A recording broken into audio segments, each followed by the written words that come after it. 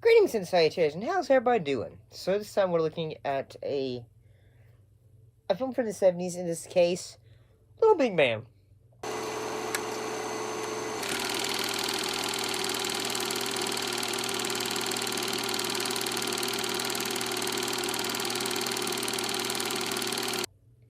It's a revisionist Western film. It is based on Thomas Bergham's 1964 novel with the same title. Well, the film follows the life of a white man who was raised by members of the Cheyenne Nation during the 19th century and then attempts to reintegrate with American pioneer society. I'd never seen this film before. I'd really not. I'm gonna be honest, my first I was just looking at this film up and all that. My first introduction to it, has a heart, okay. My gosh, the trailer for this. Yeah, sometimes I'll watch the trailers for these films, a little bit, just so I can get, an basic idea of what I'm getting into. Sometimes I'll go in blind. I'll go in blind and watch it. For this one, I'll probably say, my gosh, the trailer for this one was, hey, remember this guy, and then kaput. One thing this film does, it, in a way, does a lot of different things. It's categorized as a Western and an epic, but it also does things like comedy, drama, and adventure. Except for battle, the contrary does everything backwards. He says goodbye when he means hello, yes when he means no, walks through bushes instead of on trails, and washes with dirt and dries with water and so forth. I thought you were dead. Why you come back? When nobody wants to see you? You mustn't speak to Little Big Man like that. You owe him a life. Comedy in that, there's several moments of, the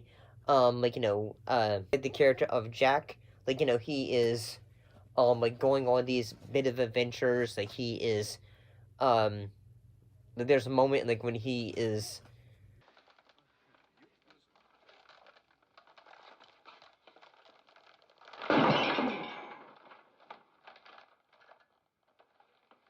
there are several moments where I just okay, this is kind of funny.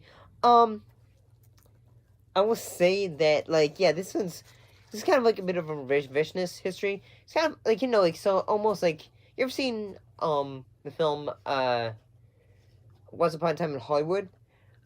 The film has, a bit of, history things, while Wild Bill Hickok, and also the individual, George Armstrong Custer. There's a sequence in which that character, but at certain points in the film, he has, issues when going to say, you reps yelling, get out of here, get out. Bill Skinner? Yes, sir! I applied for a job as scout, but you can tell my true occupation just by looking at me. Yes, I believe I do remember that. And obviously, say, there's the big battle and all that, and he ends up, it not going to plan. He's, Jack ends up getting wounded, and George, and then Custer goes, he starts to go absolutely, kooky. And We're running out of ammunition, General! Right! No, we're running out of ammunition. I told him this would happen, but he just sat there in the White House and laughed at me. The damn drunkard! He's gonna say, stand, soldier! And all that. But it doesn't go to his benefit in a way.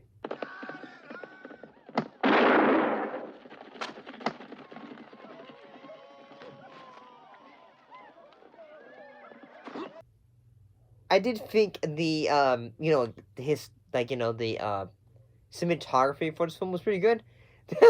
There is like a sequence in which like he has like he's talking to his friend Bob Bill Hickok and all that, and Bill ends up getting shot, so he ends up talking to a woman who Bill really loved and all that. So he basically said like, say, here's your freedom, now go somewhere else and all that. One thing that I thought was interesting was the makeup for at the beginning of the film, in that Dustin Hoffman plays the character of Jack Crab, with really big age makeup and such. It looked really good, although it was kind of like, say, Turn that thing on. I beg your pardon? I said turn that thing on and shut up.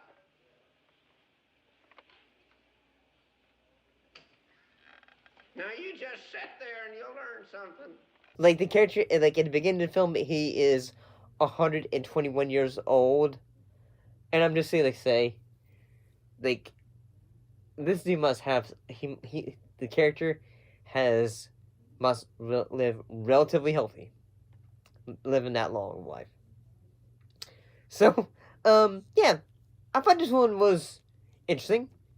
I will say that I thought the acting was pretty good for it. It had a sense of humor about itself. I